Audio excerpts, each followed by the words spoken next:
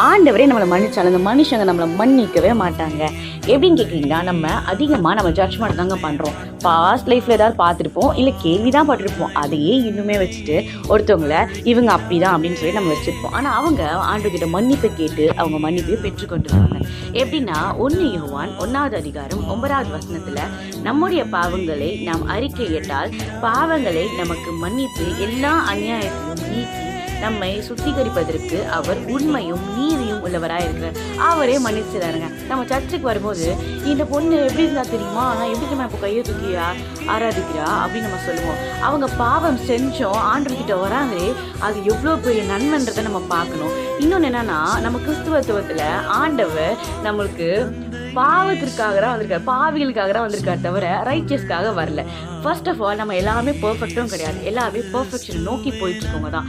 நம்ம ஒருத்தவங்க அப்படி இருக்காங்க அப்படின்னும் போது அவங்களுக்கு எப்படி ஆண்டவர்கிட்ட கொண்டு போகிறது?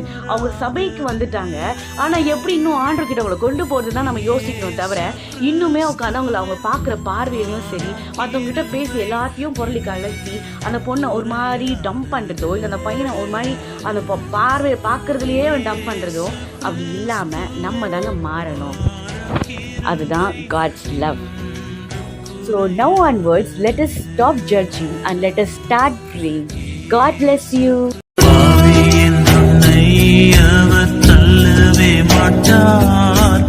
ஆவலாய் உன்னை அழைக்கிறாரே.